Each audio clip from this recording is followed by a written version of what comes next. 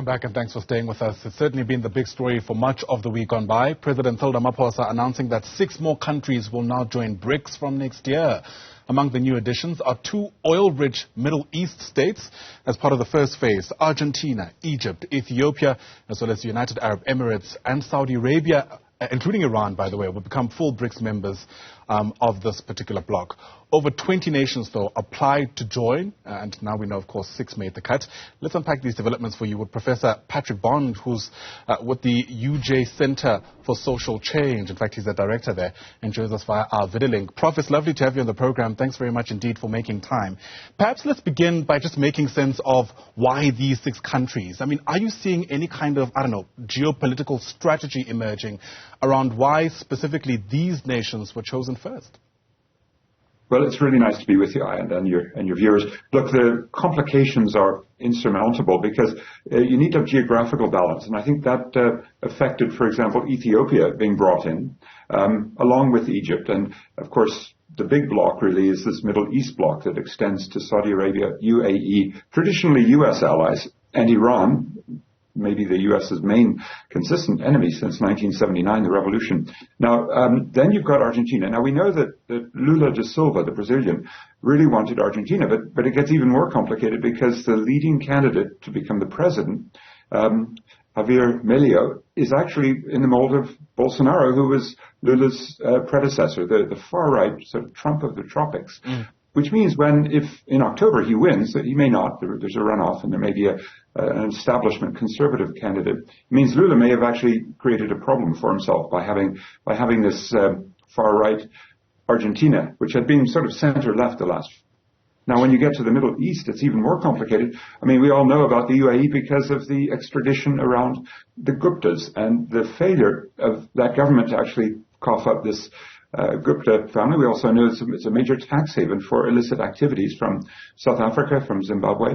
Saudi Arabia had been such a strong ally of the U.S. until President Joe Biden, in his campaign in 2020, was saying we'll make them a pariah because of the murder of a Washington Post journalist from Saudi Arabia, Jamal Khashoggi. And then Biden came last year to Saudi Arabia and tried a little fist bump with the leader, Mohammed bin Salman, in trying to get the oil prices lower by having more Saudi production. And that didn't work. And then Saudi Arabia joined Iran in a very surprising peace deal that China had arranged earlier this year. And then Saudi Arabia went for a petro-yuan. This is the hard hit against U.S. dollar because they always depended on the petrodollar that Saudi Arabia would sell its oil in U.S. currency. Now, this is the most crucial splitting point, isn't it, between, on the one hand, UAE and Saudi Arabia, often very close. They're fighting a war in Yemen until it's calmed down a little bit.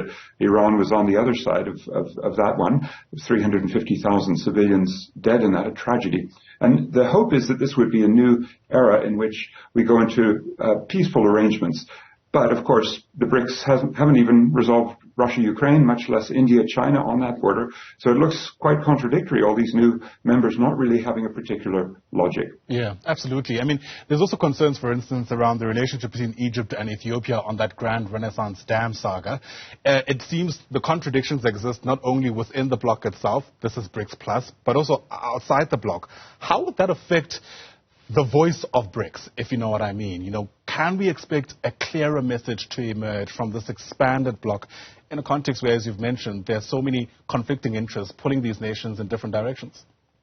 Well, I'll mention just one more before we assess the implications for the Brics, but one is that the Ethiopian refugees who go across the Gulf to the Yemen border and then try to cross over into Saudi Arabia, they're being mowed down. This week's revelations from Human Rights Watch of many hundreds of refugees just being shot down as they cross that mountainous border region between Yemen and Saudi Arabia is another reflection of very, very difficult terrain. Now, if the Brics have one thing in common so far, with the exception perhaps of Brazil, it's that they're all carbon emitters. And now we've got this bloc with Saudi Arabia, Iran, UAE, Egypt, major emitters, and Argentina also moving into this category with its offshore gas. So they become a very serious barrier to progress on the climate catastrophe, and UAE hosts that meeting in December. A second area is the de-dollarization, where, I think the whole world is fed up with the way the United States, the Federal Reserve, has had this fiat dollar, the privilege of printing. They print their money when they want to bail their big banks out, their rich people out. And now, since early 22, they put their interest rates up, which is then creating chaos for us with higher interest rates. And on top of that, they're very financial deregulatory, allowing their banks, free rein. That de-dollarization agenda, the BRICS were expected to push, but on Tuesday, we heard from Sim Chabalala, the CEO of Standard Bank. That's not going anywhere. There are too many contradictions, and too many of the BRICS, with the exception Russia and now Iran, are too tied into the Western system. Now, that'll be the big question. Does Iran's, let's say, financial sanctions with Russia's, does that amplify the desperate need to have some alternative non-dollar trading system? And I hope it will. The BRICS Bank is moving very, very slowly. 30% of its loans would be in non-dollar, but 70% would be dollar and other hard currency by 2030, according to the bank president this week, Dilma Rousseff. And that's really just way too slow to make an impact on this excessive power of the United States Federal Reserve. You mentioned the fact that part of what these countries have in common is that they're major carbon emitters. That raises questions around what the criteria here was actually, and whether or not those, call them moral questions matter. Saudi Arabia, for instance, doesn't have an amazing human rights track record. We can list Iran potentially for some people. Many of the countries in the Middle East, I think it's safe to say. From your vantage point, is there an emerging criteria here? If this is as good as it gets when it comes to what they have in common, I shudder at the thought of what else we should be worried about. I do too, but there are 19 others that lined up, and many of them have appalling human rights records. But a couple of them are, the sentimental Palestine, Cuba, sentimental candidates for progressives. There were many more Africans that applied, including Nigeria, Algeria, Senegal. Zimbabwe has stated its aim. Sudan wanted to come in. So it's a very interesting debate that because Ramaphosa held maximum power, we now dilute our power dramatically in the period ahead. It's a shame that there weren't more African candidates. But the other thing is, we always talk about the unipolar U.S. and the multipolar BRICS. But in fact, from below, a non-polar agenda, I think, will necessarily rise. I think, for example, I end up those women in Iran who have, even the last few weeks, been again protesting for their basic rights. And across the BRICS, and now the BRICS Plus, these additional 6. Egypt, for example, inspiring us all with the Arab Spring, if you remember, in 2011 in Tahrir Square. And this is, in a sense, a potential counterweight. And we saw a little bit of the protest on Wednesday at the Santon Convention Center, the park, a few k's away. Those are the sorts of things that I suppose in a new era of internationalism and in a global south, we'll also look at not just BRICS from above, but BRICS from below.